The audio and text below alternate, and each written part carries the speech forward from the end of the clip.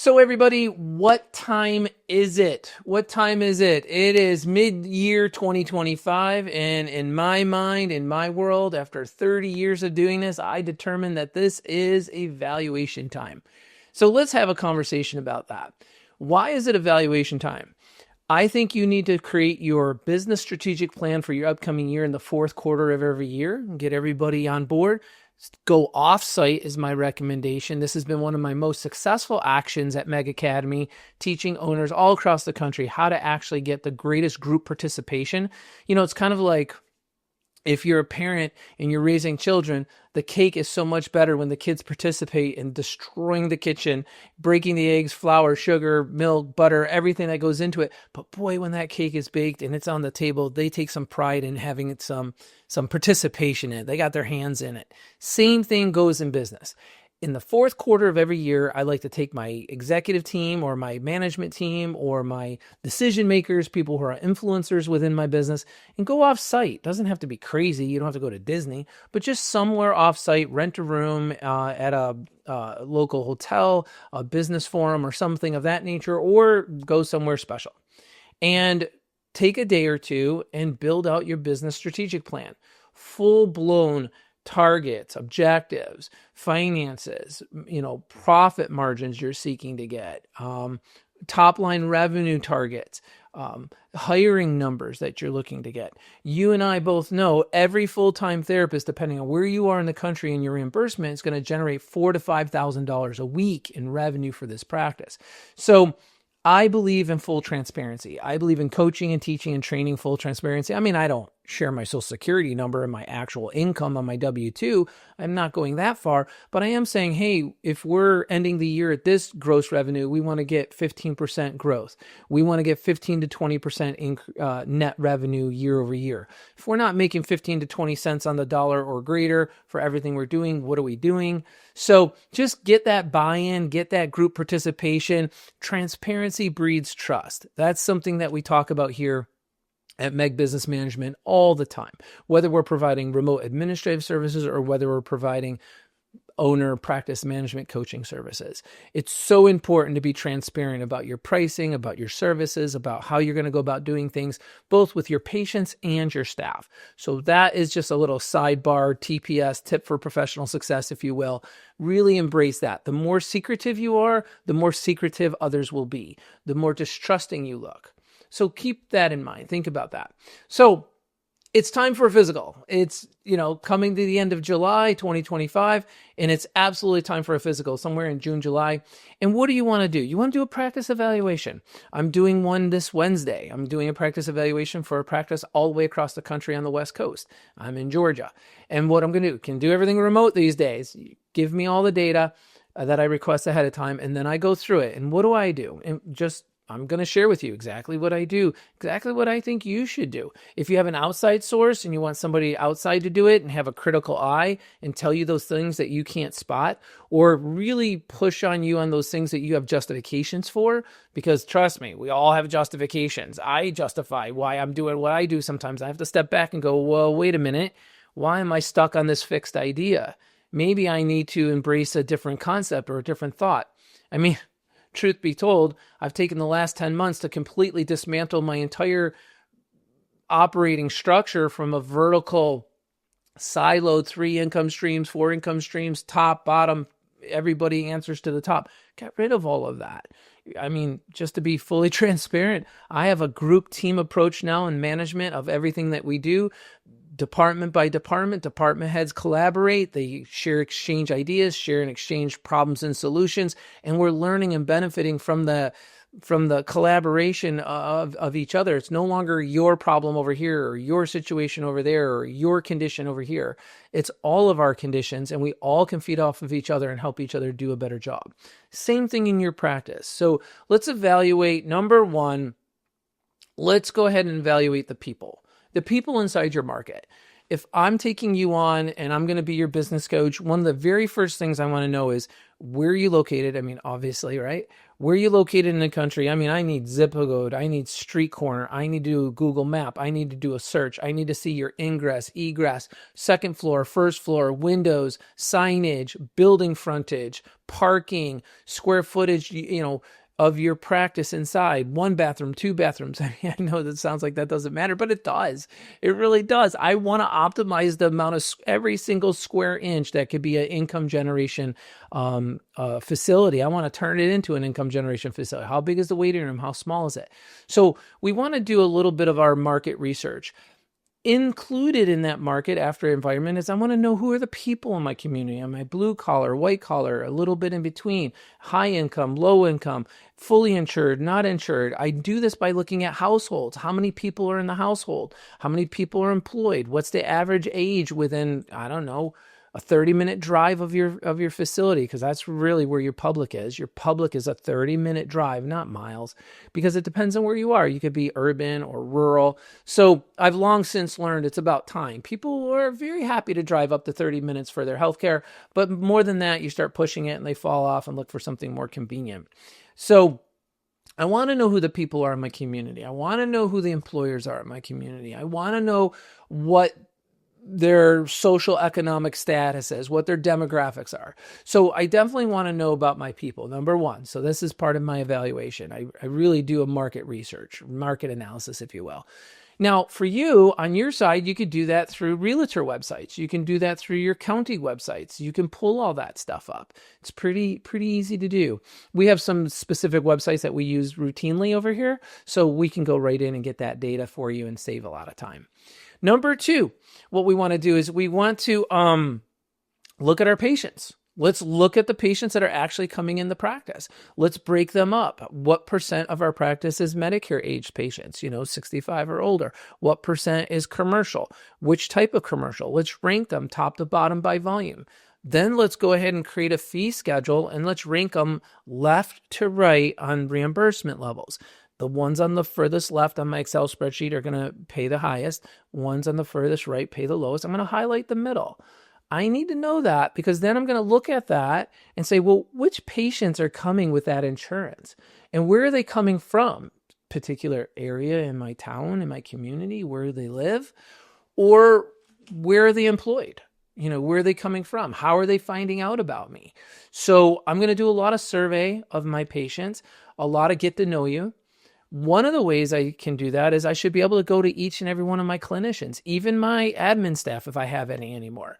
We're we're swamped bringing people in and just literally handling all their admin. So all you have to hire is DPTs, PTAs, and techs. So that seems to be a very successful action.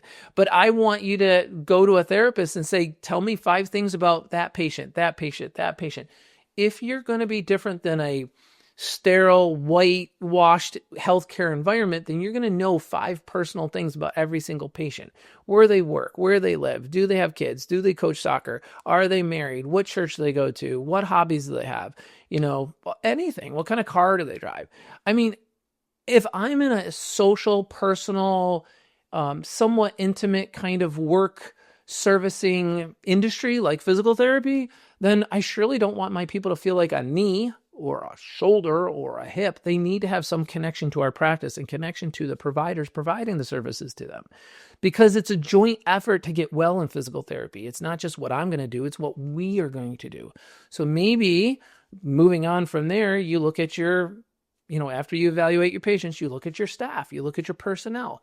See, I want to know, moving off of my patient evaluation, I want to know at the end of the day, what did my patients or what do my patients value most?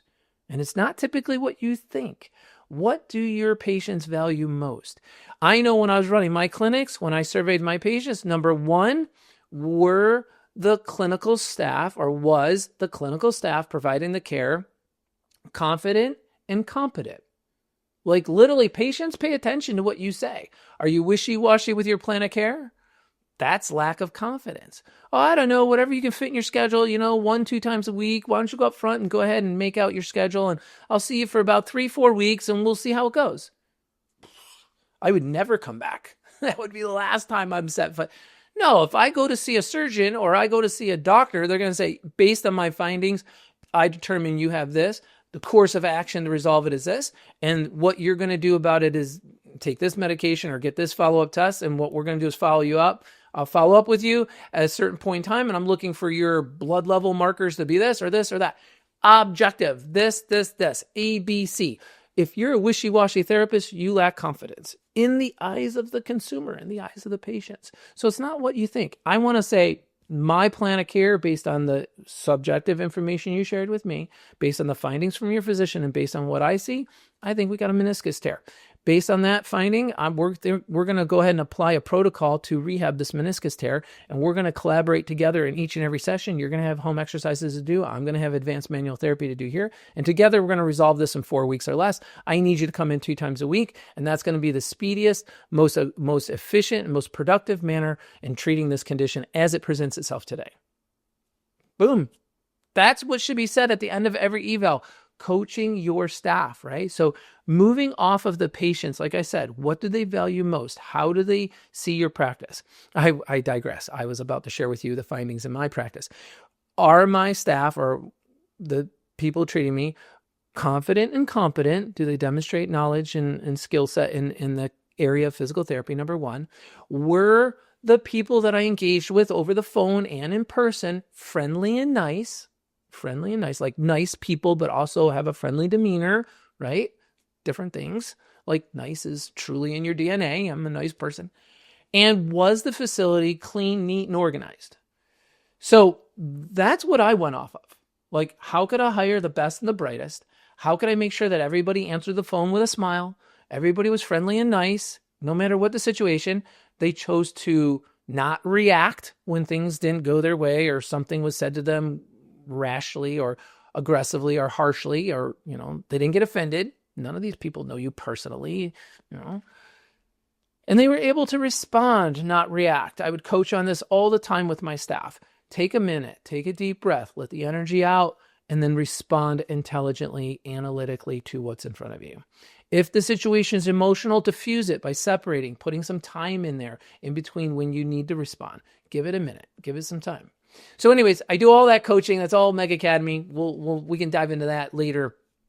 And if you, in fact, have the right personnel who are here for the same mission, purpose, and ideals that you've set forth in your practice, then everybody knows we're here to give as highest abundance of care with each and every session and give as much care to as many people as we can. Otherwise, why did we create this place?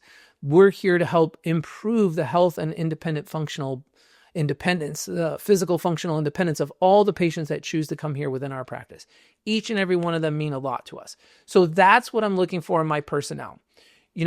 What do they value in terms of their time management? What do they value in terms of their compensation and benefits? My personnel I'm talking about now. And are they happy with their friendships? Are they happy with their space and time within the practice? If not, what do I need to do to make it better? Sometimes it's changing the EMR system. Something that has some, auto dictation might be really nice. Moving on from that, how am I echoing my philosophy of what I want in this practice in policy and procedures and protocol? What kind of rules of the road have you established? Have you established rules of the road? I'm finding most practices, they unravel. It turns into a fragmentation, if you will. It's an unthreading of the culture because there's lack of discipline. The owner doesn't hold in policy. They don't hold in discipline. Discipline gives people confidence. It gives them reassurance. It gives them certainty. Wherever there's mystery and wherever there's thin ice and wherever, whichever way the wind blows, a decision is made, there's insecurity.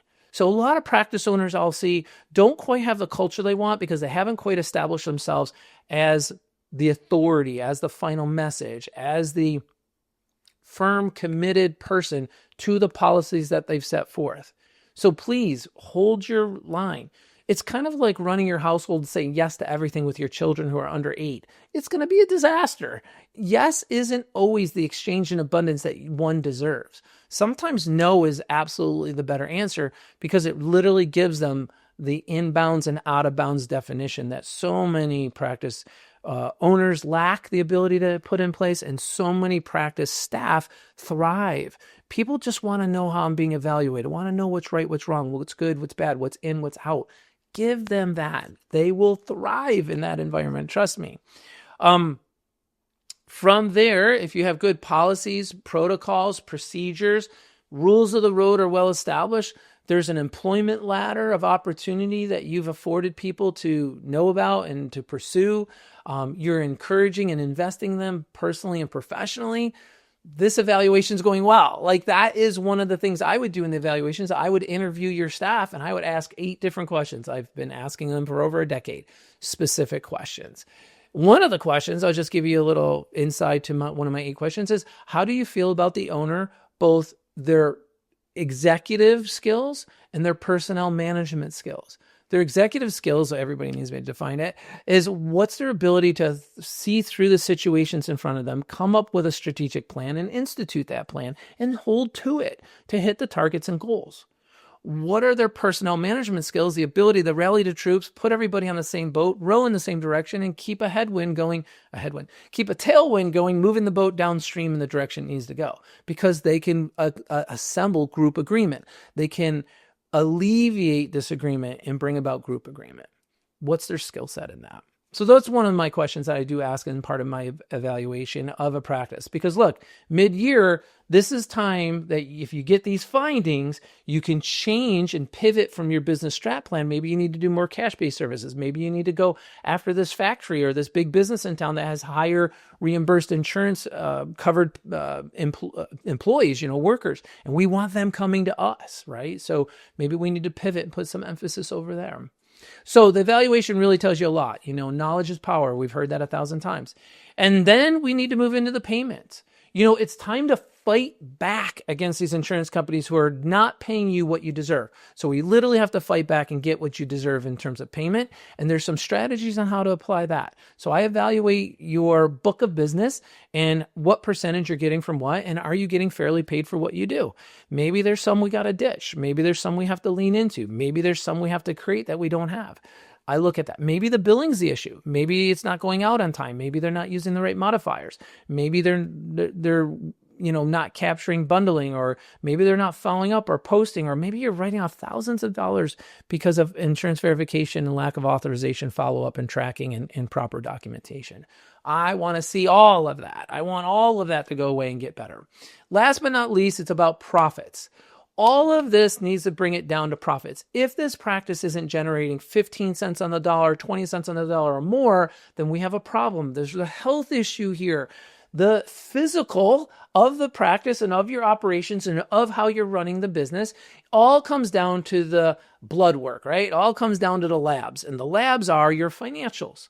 What's our top line revenue? What's our net revenue? What's our operating expenses? Is our rent under 10% of our total monthly GI? Is our operating expenses under 10% of our monthly GI? What's our payroll as a percent of our monthly GI? The fastest growing thing right now, and obviously you've been hearing me say it, is literally reducing that payroll. Getting more drama off your books, getting more off, and just paying for what you use is the secret to your success. But look, if you want to learn more, just go ahead and come check out our website. I'm happy to help you. I'm happy to do a free practice assessment over the phone. It's 1 hour on Zoom. Just reach into us. Go to megbusiness.com. You can check out our website, www.megbusiness.com. You can also go to grow at megbusiness. That's our email. You can check it out.